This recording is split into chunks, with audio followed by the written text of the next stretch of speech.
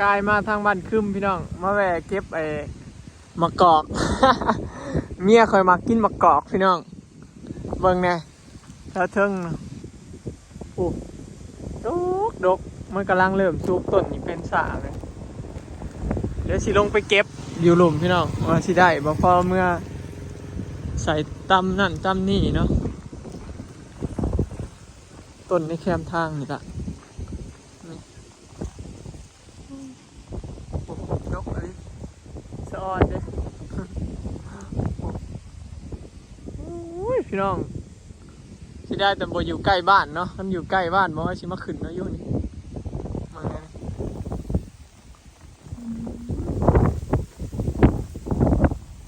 ลมแห้งหนาวขนาดพี่น้องมือนี่มันหล่นเต็มอยู่นี่พี่น้องมะกอก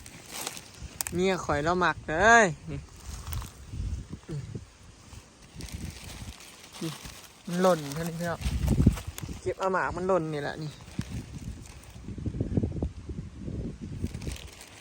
มีผู้ใดหมากกินเลยพี่น้องตามนั่นตามนี่ใส่มะกอก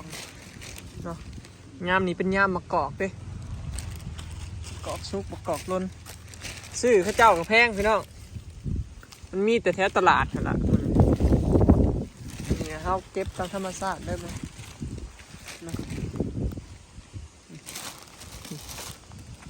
เต็มนี่เราก็เมื่อล่างเอาเนาะโอ้หลายลีพี่น้องเอ้ยสะออนเด้เนี่ยพี่น้องล่างเอาเก็บเอาทำแถวขางทาง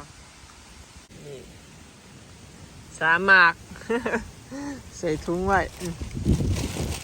ได้ร้ายเติมละได้สิเลาะเก็บนี่อีกหมากนึงพี่น้องโอ้โหคนแถวบ้านก็จะมาเก็บเอาบ่อแต่นี่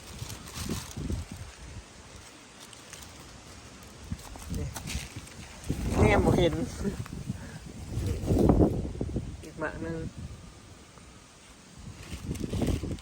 ร้อยมาสื่ออันทั่วหานพี่น้องก็เลยไม่อยากเลาะเก็บเลยได้มากพอเห็นคิดชอดพอดีเลยมันมีหมากกัน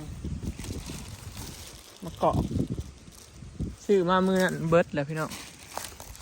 บ้านเรามันหายากเลยนี่เริ่มบ่ค่อยมีแล้วพี่น้องมาเกาะ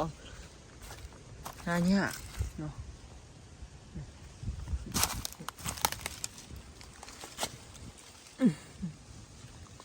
หายากส่วนร้ายมีแต่ได้ซื้อไหมบ้านเรามันบ่ค่อยมีแล้วตัว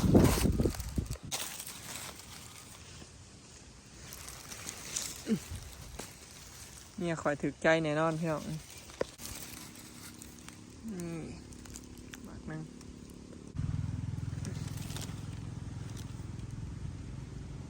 มันตกลงไปนี่พี่น้องตัวมันหล่นนี่มันชุกคักเลยเนาะเมื่อกระตั้มเลยมันตกเปะแล้วพี่น้องเมื่อกี้นี่ ตกใหม่ๆเลยตัวนี้เกือบชั่วโมงตกเสียหัว เกือบมาเกาะเขกหัววะนี่มะกอกโลนอันนี้ก็มะกอกคือกันอันนี้ก็มะกอกเนี่ย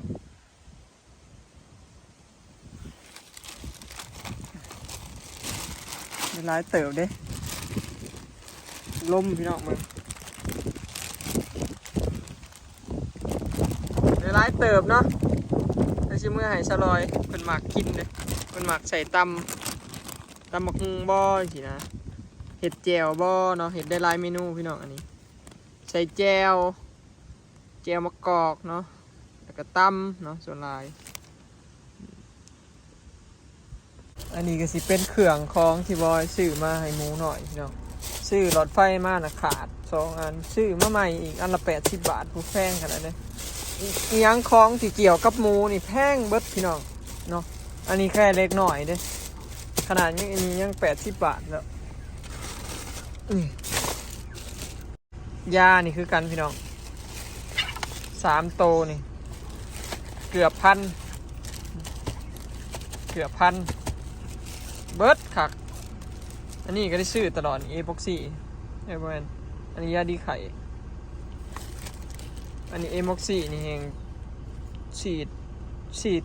ขวดหนึ่งนี่ประมาณบดลพี่น้องเพราะว่าหมูหาเมนเปลืองขนาด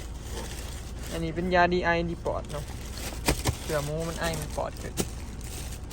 รวมเบิดนี่กับประมาณพันหน่อยๆแพงพี่น้องยังเกี่ยวกับหมูนี่เนาะแพงต้นทุนหลายพร้อมอันนี้ก็สิเป็นหัวหารพี่น้องอันนี้แม่ตั้งท้องอันนี้แม่เลี้ยงลูกเนาะสอบละ500 บาทแพงบ่พี่น้องต่างกับฝั่งไทยหลายบ่ ต่างกันหลายเป็นบ่พี่น้องเนาะนี่แหละสาเหตุที่เป็นยังแบบบ้านเฮาจังเวลาหมูขึ้นหมูลงนะจังว่าคิดหนักเนาะ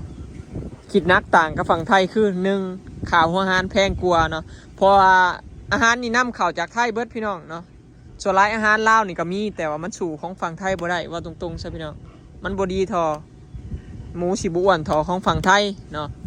หัวหารลาวนี่ฮะก็มีบางปีแล้วเนาะแต่ว่าคนก็ใส่อยู่แต่ว่าใส่บ่ค่อยหลายส่วนหลายนะใส่ของไทยเนาะพี่น้องคือบอยคือการใส่ของไทยบริษัทเบทาโกอันนั้นกับของไทยกันพี่น้องสอบแล้วจะได้800บ่750หรือ800เนี่ยประมาณนี้แหละส่วนฟีดเนาะเบอร์1แพงพี่น้องต่างกับฝั่งไทยหลายเนาะก็มาหอดเทือนพี่น้องได้แนวมาฝากซะหน่อยแหวกเกลือหมูแล้วก็เอาหัวหารไว้เนาะจะพากันเห็ดยังเสียงเจ้าๆว้าวได้แนวมาฝากเลยแนวเจ้าหมักเจ้าต้องชอบแน่เลยโอ้บ่าวจอยอันนั้นตรงเฮียนอ่ะเปิดเบิ่งเอาเองแนวหมักเจ้าเอากูนึกกูได้สอบดอกกุหลาบมาไปจังเอ้ยมาได้ทรงอย่างดำมาให้แป๊บนึงพูดเอาเข่าครอบทางในอย่าพูดมันปดเนี้ยขนาดนั้นลูกอยู่ใกล้ก่อนแม่อีกใครเบิ่งสบายดีเด้อน้อง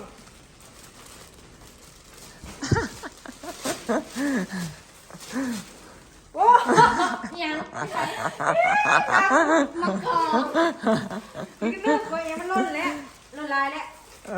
โดนบอลกันได้ซ้ำนะคนเก็บมาง่วงกินได้ค่ะมื้อเช้าเราจะโรงเรียนมื้อเช้าบอกมือวันเสาร์ไปเก็บอันของเราไปมื้อเช้าเอ้ยมะกอกไหนเอามาห่อตู้ไว้ยินจะหมักสื่อช้ามากินเลยแนวหมักคือบ่ไม่ไปล่างไอ้ก้อนหมักอย่ารอได้เห็ดแก่ใครเธอทรงสมัครอันนี้พี่ อลิสมาพี่มาหาพอหน่อยมาบอกกินฮอดบ่มาเร็วเอ้าป้ากับบนโต๊ะนั่นเดินพี่น้องรถคนดินแรงอี3 มื้อเลยเพื่อนแดงมันมาพี่ผู้สาวอลิสใหญ่แล้วพี่น้องมึงนะครับมันดับในลูกบ่แม่นหมากดับเลยโอ้ยบ่แม่นหมากมันดับเลยมันเป็นเพี้ยเป็นไทยฮะเอาบ่ได้ลูกมันดับมะกอกนะคอยคิดว่ามักคือสีเหลืองกินแซ่บกว่าสีชีแล้อันนี้มันเป็นน้ำต้นมันก็เป็นชีนี่เนี่ยต้นมันหักหล่นกับแบบนั้นเก็บไปเก็บมาโต๊ะปูเลยเกือบที่มาโต๊ะเสียหัวอื่นก่อนไปเก็บเฮ้ยป้าแซ่บบอกกินข้าวเที่ยงอ่ะต้มมือไรเขินอีกเว้ยตบมือลายไปไหว้น้ำโอ้ยน้ำโอ้ยมันกลายมันยาวมันยังมีกินไปได้มาหุ่งกับมันเห็นน่ะเสือผู้สาวสงเหลืองเสือเหลืองอลิสบ๊ายบาย จะไปโรงเรียนอยู่จอยแรงกินข้าวแล้วน้ำจ่ายต้มมาได้มาโอ้ไปจกเอาไปเพิร์ดมาเลยเฮ้ยเขามาซ่าพี่น้องเพื่อฉีดยาหมูแม่เพิ่นเหยียบขาตัวหนึ่งแล้วก็เจ็บขาตัวหนึ่งเพิ่นเหยียบหูอีกฉีดยาให้อีกตบมือลายไว้น้ำโอ้ยเต้นตะตึงตัวแต่ละเก้าเรากินไปเลยเลาะนั่นนี่ได้กินยุข้อมีอ้ายมาแล้วเลาะอลิสตะตึงตัว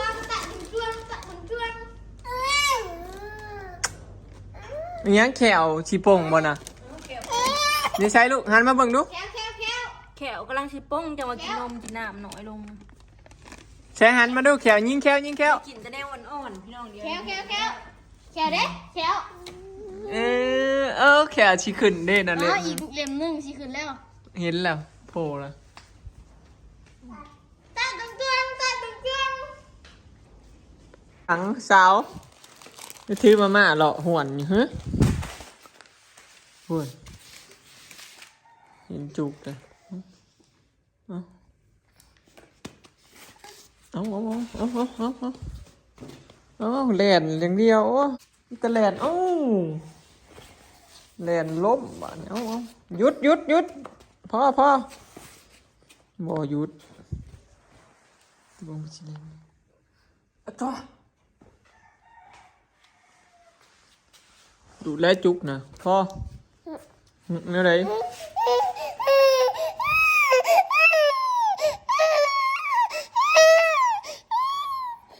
แกเอาอะไรเอาอย่างนี่ใช้แขวนั่นชิดูนั่นนี่ใช้แขวเอ๊ะเด็ดที่จังเอ๊ะให้ทางเทิงเนี่ยเขียด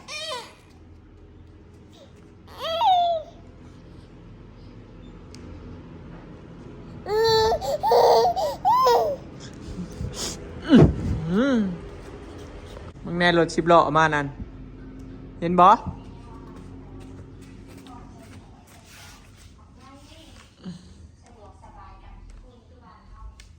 เมื่อนี้บ่ได้ออกหน้าพี่น้องถ้ากันอยู่บ้านคันคนอยู่คอกมันก็อยู่เฮิงเบิ่เป็นสิอยากออกเมื่อยยางเลาะซะนี่เอาลูกอันนี้เอา เกิดมันคือบ่ปนลูกค่ะมาขอบ่ได้ไว้เป็นเพื่อนเก็บไว้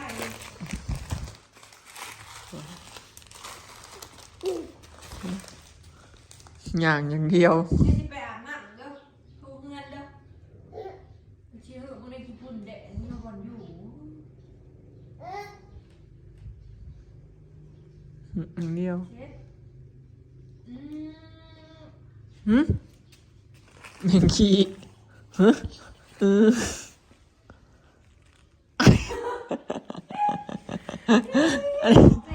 นั่นคืออาการเบ่งขี้นะพี่น้องเบิ่งเนี่ยท่าเบ่งเช้าให้ขี้นอนเดี๋ยวนั่นขี้นะวะฮะให้ชิไปเบ่งนะนั่นลุกขึ้นมาลุกมาเบ่งพี่มา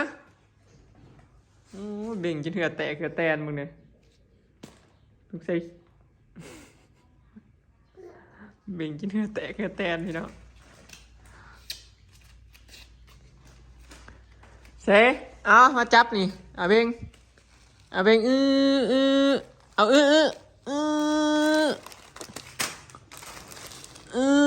ิ่งในเหือเบ่งจนเหือออกอันนี้เอาโอเคเนาะพี่น้องคลิปนี้ก็สิขอเก็บภาพบรรยากาศไว้สำนี้เด้อเนาะพี่น้องพอกันคลิปหน้าเนาะเดี๋ยวสิพากันไปบุญนั่นบ้านพรพี่น้องเนาะว่าสิไปนะบุญบ้านนพองติวบ้านผัวใบเตยน่ะเนาะจะชวนไปเราติดตามคลิปหน้าเด้อพี่น้อง เบ่งไปแล้วสบายดีล้างดากลูกป่านนี้ เบ่งขี้ใช่ไหม